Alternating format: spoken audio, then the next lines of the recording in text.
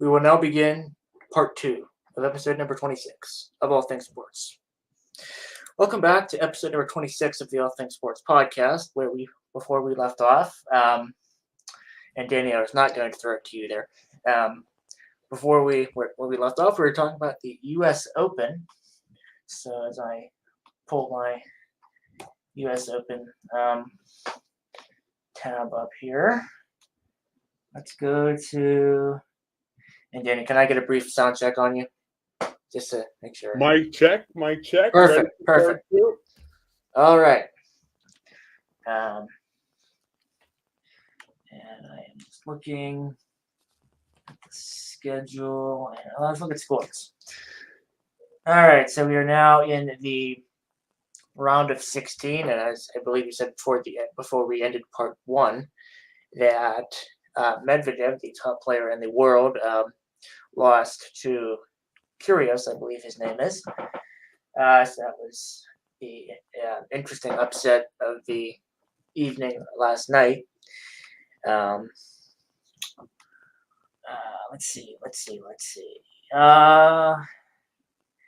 There's a lot of matches going on, so I will.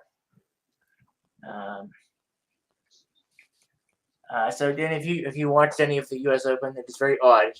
I'm starting it this way because I'm going to splice these two parts together for the audio listeners. So that's why we had no music. That's why it is very odd just going off top like this. But proceed. Yeah, man. I mean, obviously, going to be back for part 2, take 2, twice. Part 2, take 1. As number 1. You know what I'm saying? Twice as nice, baby. Here we go. No, but yes. I always, I mean, I don't follow the U.S. Open like super hardcore, but I always like kind of pay attention to it. And just to start what we were first talking about, Zach, I mean, big time upset by Nick Kyrgios there over the number 1 overall seed. I mean, and I know seeds don't mean too much, especially in Wimbledon, because like you said, there's so many matches going on at one time. I mean, if you kind of get rolling here, I mean, you're obviously good if you qualify for majors or whatever. So anything can happen like that. But I love. I don't know if you watch any of the game or watch Kyrgios play a lot, but he is so fiery on the court. Man. Like they were showing highlights, and he did a freaking he did a lap. He did a lap after he scored a point the one time because he was so excited, man. I mean, I love that personality in the tennis world, man. I mean, and I think I saw he lost a point for doing something. Was it that he lost a point for? I don't know. He's very expressive in his emotions. He's not very he's not the umpire's favorite, I don't think. No. Yes, so that was interesting, and it's always interesting to watch the tennis majors. I usually don't watch tennis unless it's either the U.S. Open or Wimbledon or one of the majors. All right, we will now move to Serena Williams losing in singles and losing with her alongside her sister Venus in women's doubles, I believe, in the second or third round, I believe. Serena Williams, U.S. Open 2022. Or let's see. No, let's do it this way. Career stats. Here we go. Okay. Career statistics. I saw a graphic the other day, but I don't have that available to me now. But Serena Williams, she really speaks for herself. She was a great career. She had a great career. Legendary, one of the best in women's tennis. I would say yes. I would say possibly the single greatest female athlete of all time. I mean, yeah. Because I really think, I mean, her resume speaks for herself, like you said, Zach. I mean, she started when she was 16, man. Like that is unbelievable. Like playing, like obviously, like you see it more now, like young prodigies. But she kind of set that standard, man. And I just the way that she just has like handled herself and had that spotlight on her for so long. I mean, she's just done great things for the game of tennis, obviously, and just inspired a lot of girls to take that up. I imagine. Yeah, and I love seeing the growth of women's sports like women's hockey, and also women's sled hockey. But we'll save that for another episode. We will big things coming with that. Um, that may or may not have something to do with one of our special guests. But anyway, we will now move on to the Premier League. I have like 2 or 3 weeks worth of stuff, but Let's go, Zach. But due to time, well, I mean, I guess we have time. This is your moment, man. Yes, it is. All right, let me close that. Let me make sure the YouTube stream is still up and running. It is. Make sure we still have data going there. I had a mini heart attack almost, but okay. All right, we are in. What are we? Match week 6 now that just passed, I believe. Something like that. I think it's 6. All right. So, on the Thursday the 1st, we have Leicester beating Man United beating Leicester 1-0. That's, I believe, the first win for Man U, I believe. Am I correct? No, I think that they beat Liverpool. They beat your boys Liverpool, huh? No, I thought they drew with Liverpool. Oh, maybe I don't know. Maybe, I don't know. Let me look at that. I'll get the table up here. Your dog's trying to photobomb behind you, but I just noticed that. But let's see. We have Bournemouth and Wolves. That game ended in a scoreless draw. We have Arsenal beating Aston Villa 2-1. This is by the way, just so I know. This is last week, correct? Yes, this is the first. Your dog is down behind you. Yes, sir. We have Man City defeating Nottingham Forest 6-0. You know what? Just let's give a shout out to Danny's dog back there since she is in shot. Yeah, she's posing for the camera. That's for sure. Yes. All right. We have. Go ahead. She's more must-see TV than I am, I guess, right? No comment. West Ham and Spurs 1-1 draw there. Liverpool. We have Liverpool and Newcastle 2-1. That is. Oh, I'm sorry. I think we covered those scores already. But let's see. Moving on, we have Aston Villa and Man City 1-1 draw. We have Wolves and Southampton 1-0. I did not watch any of these games, and therefore I do not have any notes on these games. Spurs and Fulham 2-1 Spurs. Bournemouth, Nottingham Forest 3-2. Bournemouth prevails. Newcastle, Crystal Palace scoreless draw. Chelsea over West Ham 2-1. Brentford Leeds 5-2. Brentford wins.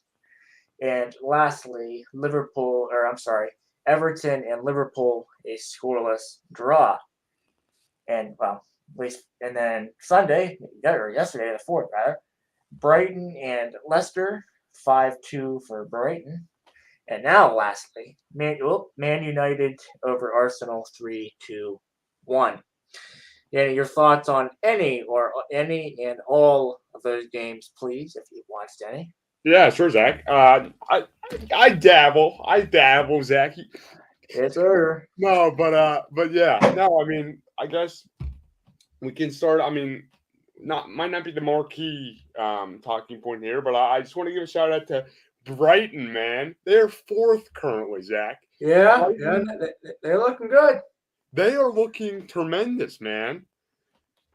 Like they are. I mean, and this is a common theme, but all the big guys in the Premier League are dropping points, and Brighton, kind of like a small market team, almost like the Rays of baseball, are just absolutely putting their head down and continuing to plug away. And I love to see that, Zach. I love to see it.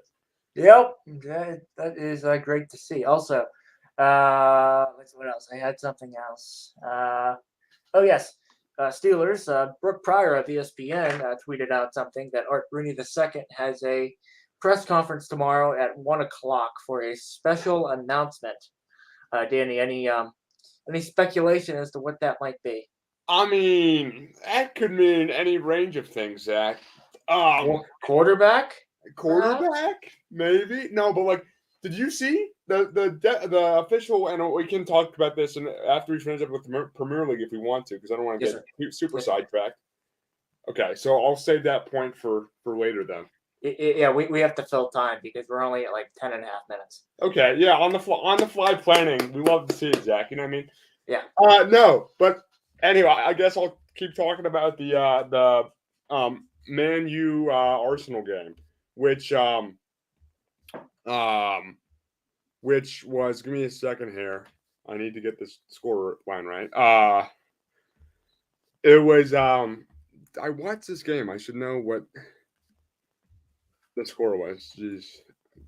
It's 3-1 to Man United. I mean, Man United, after that horrific response or display against Brentford, I believe it was, to be able to respond in that magnitude, beating Arsenal, who was previously at the top of the table, that takes a ton of mental toughness. You know what move I love, Zach? I absolutely love, and this guy has been so overrated for so long, Zach. Mm-hmm. The English center back, Harry Maguire, was not in the Man United starting lineup today. And what happened? They beat Arsenal 3-1. It's almost like when you have a guy that scores more own goals than actual goals for your team, when he's out of the lineup, it helps you. Yeah. Because he's not scoring own goals for the opposition like he always does. So I was delighted to see that. I think a big move from Anthony from Ajax. And also there's Danny's other. Oh, now he's gone. Yeah, they are making their appearances, huh? Yeah, there goes the other one. Yeah. They probably broke through the gate or something like that.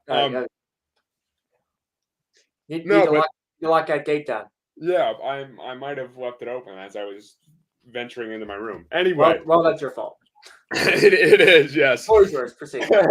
Yeah, no, but I guess to finish up that the discussion on the Man U Arsenal game, Man U they brought in a Dutch winger, I believe, from Ajax, Anthony, who made an immediate impact, and scored a absolute beauty of a goal. I honestly think Man U is on the upswing, and I am sorry that I doubted Erik ten Hag, because I really was not very high on them when they lost to Brentford those first couple weeks there, but they seem to be turning things around. All right, so we will now discuss the Steelers depth chart, as I was just informed that came out today, just after we abruptly ended part one. So the depth chart is as follows: quarterback number. Let me get the full depth chart here. Give me a moment. Let's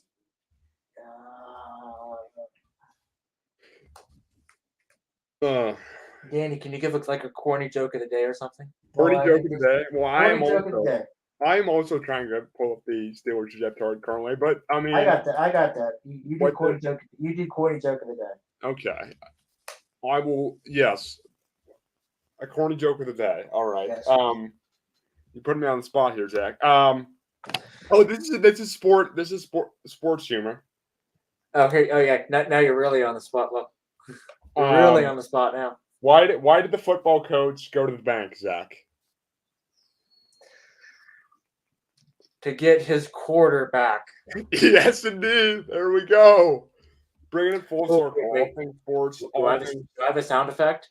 Hang on. I might have a sound effect. Hang on. Oh boy. Let me find it. Oh boy. Okay. Do I have this? Oh, all right. Hang on. This is all just time filler for you audio listeners here. I found the depth chart, by the way. Oh yeah. Yes. All right. Please proceed then. Yeah. So the we'll table those. We might have to make that a segment though, Zach. I mean that 22. we gotta Yes. get viewer feedback on that. But Yes. but I like where that's headed, Zach. I really do. But okay. Now we have the depth chart. Obviously, big news. Steelers media is not very happy because it goes as follows. I don't know if you've seen this already, Zach. Mitch Trubisky, first string. Mason Rudolph, the Oklahoma State alum, second string. And beloved Pitt, 2021-2022 ACC champion. Kenny Pickett, Kenny third. Pickett is third. Now, that does not, and we'll dive into the more specific positions if we as we progress here. But Nope. I mean that does not make a ton of sense to me, Zach. Let me tell you why. Because we've been talking about this for it feels like an eternity. Yeah. We need Kenny Pickett to be able to get reps, right? Yes. That's how he's going to get better, I really think. And when you have a guy that's third string, he's going to be going against scout team guys, only getting a handful of reps. Yeah. So I keep saying this, but we know what we have with Mason Rudolph. Yep. And he cannot get the job done. So I don't really know. I'm just curious to hear your thoughts, Zach. Yeah, I mean, your dog is absolutely ruining this currently. But anyway, yeah, it doesn't make much. I mean, yes, I get that he's a first round pick. He's just out of college, but he's got to get at least second team reps because I don't know. I think that he might get moved up the depth chart. I keep wanting to say death chart. Let's not be that more, but I think he'll move up eventually. But I just don't see him staying third string the whole season.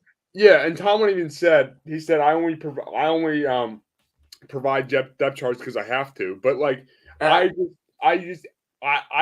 Kenny Pickett did everything you want to see in a preseason game. I mean, he ran that 2-minute drill to perfection, and we got 10 snaps and they scored a touchdown on it.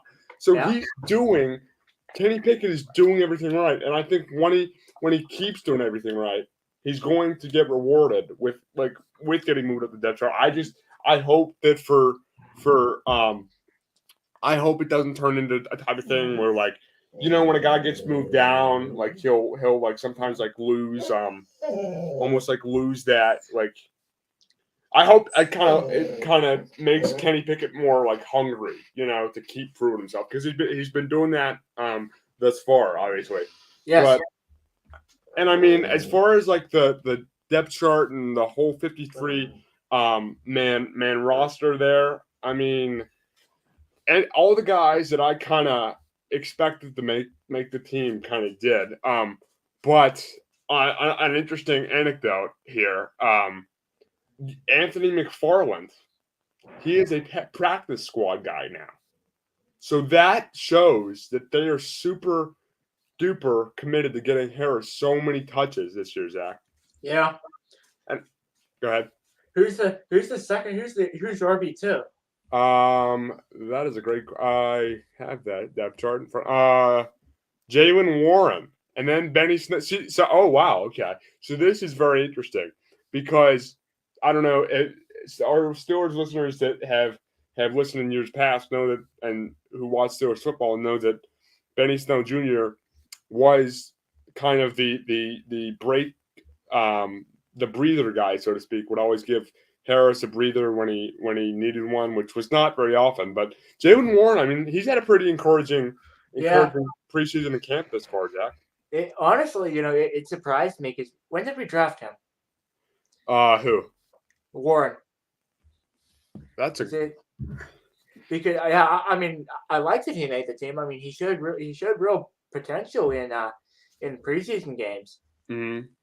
But usually a name like Jaylen Warren, that I've never heard of before this season, and he's making the team. Wow, Yeah. No, and also, like I just think because I'm I'm glad we're giving Warren a shot because I kind of feel like I don't know if you agree with this, Zach, but I kind of feel like Benny Snell is kind of a similar type of running back as like Mason Rudolph in a way. His situation is similar because Mhm. he's had chances to get it done. He's had chances where he's the featured back, like when we're dealing with injuries or whatever. But like he's Yeah. just not shown that being able to be that RB1 that we need. You know what I mean? Yeah. And then also Zach, um, I'm just spitballing here, looking at the depth chart, but Malik Reed, we traded for him. Mm-hmm. Do you have any thoughts on Malik Reed? I mean, he's the second Never heard of string him. Never heard of him. So linebacker behind TJ. Well, I mean, I haven't done a deep dive on him, but I heard people are pretty excited about him. So we'll see how that goes. Because again, hopefully we can. I just think, especially on the defensive side of the ball, we just need depth. We need Devin Bush to have a good year. We need guys like Miles Jack to fill a spot. We need Highsmith to be good. You know what I mean? yeah. Well, Because go go ahead. ahead. It's interesting with Watt and that knee injury that he suffered the last preseason game here. So Yeah. have we received any updates on him? That's a good question. I thought he was pretty cleared up, but maybe I read that. I I'm not didn't see exactly any sure. updates from the media. So Yeah, I mean, hopefully he gets. I assume he'll be ready for Cincy there. I think. yeah. But Zach, Yes. football is on Sunday. Zach. It's the season starts on Thursday, but Yeah. unless we're talking just the Steelers. No, I'm just talking about Steelers football is on Yes, Sunday. sir. That is Yeah. 6 days away from when we're recording this podcast. Yes. That is very Yes. That good will be news. a very fun. That'll be a very fun time for us and the rest of this lovely city of Steel, City Champions, City of Pittsburgh, Steel Town, whatever you want to call Yes, sir. it. What else did you want to cover? I can talk about the NBA. We NBA. didn't get to that. Okay. We did not get to Okay. that. Here we go. NBA is back, baby. Let's go. We took a hiatus. We're The back solo. now. Yes, sir. It's you now. Oh boy, I'm full screen. Yes. Obviously, I know Zach is not a huge NBA fan, so I will take. But if Zach, if you feel compelled to make any remarks, I encourage you to do so because Yes. we are 2 is greater than 1. You know what I'm saying? And Yes. I always anyway. I I'm going to appreciate Zach. I'm going and to all step that away he for a does. moment if you'd excuse me, please. Yes. Okay. Okay. Well, let me get to content here. All right. So big news in the NBA front. Donovan Mitchell is a Cleveland Cavalier. He has the Jazz and the Cavaliers have agreed on a trade, and let me pull this up. The official trade terms. I am sorry. I should have had this.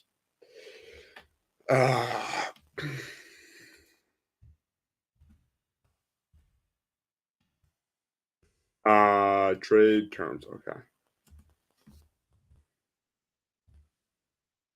This is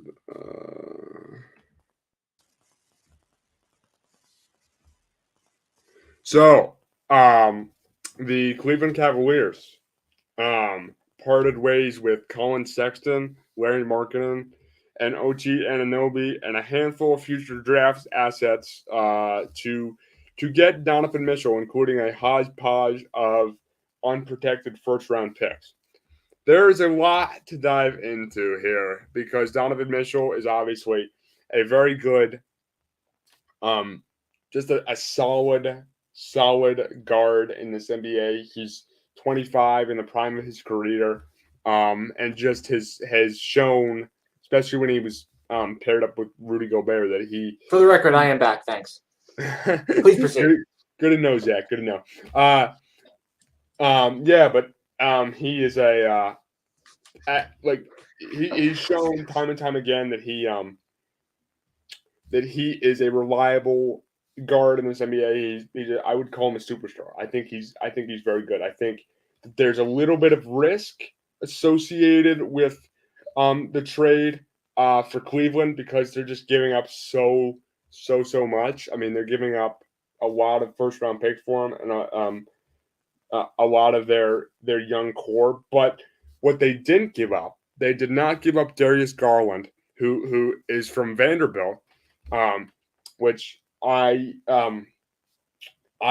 follow Vanderbilt college sports pretty pretty closely because I have a connection to Vanderbilt. But anyway, Darius Garland has shown that he is a good young up and coming superstar, and I think as soon as Mitchell kind of gets in that system there, I think Cleveland becomes uh, a top five or not, I don't know if top five, but a top backcourt in the NBA. And I think and they have Jared Allen too, a journeyman who's been been a lot of places. I mean, he's with the Nets for a period of time. He's shown that he's a center that teams can rely on. So I am excited to see what Cleveland becomes because I think this is one of their biggest trades in their history because they're not the type of team to kind of make that move. A team that is that has shown they're willing to make that move is the New York Knicks, which segues perfectly into my next point that the New York Knicks wanted Mitchell and they were prepared to give up a lot in order to get Donovan Mitchell, including RJ Barrett, a young Duke alum, star, like up and coming star, like I said. But they did not do so, which I found interesting. And I wouldn't be super annoyed if I were a Knicks fan right now. But they were. It was like they were very close. Reports have said so. It really could have been a different. It could have looked a lot differently. So I'm curious to see if the Knicks are going to make any moves this offseason because they obviously they really wanted Donovan Mitchell, as reports say. But again, that did not happen, so we're not going to spend too much time on that. Let's talk about the Jazz here. So the Jazz, they're in an interesting position because as our NBA fans that listen know, they traded away Rudy Gobert to the Minnesota Timberwolves earlier this year. So they have made it clear that they are very they want to rebuild. And Danny Ainge, the president of basketball operations and ex-player in the NBA, has made it clear he wants to do it his way through drafting and through just general development. But they, and this is kind of my last point here. So they have 13 unprotected first-round picks through 2029. So the Jazz this year is not going to be a good year for them. They're going to tank because they want a lottery pick, but they got 13 unprotected first-round picks in the span of 7 years. So I think that the Jazz, if you're part of the Jazz fan base, I don't know if we have any Utah fans here, but they're going to be in the next couple of years, they're really going to have some young, intriguing talent. So overall, it was a big move in the NBA. Obviously, nobody's played a minute on the court yet, so we don't really know how this trade is going to affect both the Cavaliers or the Jazz. But overall, I honestly think that Cleveland wants to win now, and they took a really big step in that direction. By getting Mitchell, which I mean, so I think he's gonna have a pretty good year for them. All right. Thank you for that very long monologue there, Daniel. All right, that will. Well, actually, it's not going to do it. So, uh, let me look at the. Well, we're going to next Premier Lacrosse League. So, what we want to do is since we are at almost 300 downloads of our audio, I wanted to just go through like some of the tools that we use here to make productions like this possible. We are not sponsored by any of these companies or services that I'm going to mention. First of all, StreamYard. This is what we're streaming on currently. We are currently streaming on YouTube, Twitch, and our Twitter handle, which you can is right there. Uh, Follow us there for our communications. ATS Pod Got underscore official. official. Yes. Again, for those We- in the back, ATS Pod underscore Underscore official. We official, appreciate yes. the support. Yes, and also for our audio hosting, we use Podbean. That is treated me very well, and we have been able to distribute our podcast to, I believe, Apple, to Spotify, to iHeartRadio, and a whole bunch of other sources. And I think that has been the key to seeing the growth that we did and are continuing to see. Once again, we are not sponsored, but we just want to shout out some of the tools that we use that has, in my opinion, developed this podcast into what it is today. All right, that will do it for episode number 26. Danny, any final words for people? No, Zach, just good to get back. Always love chopping it up with you, man, and Yep. looking forward to future endeavors.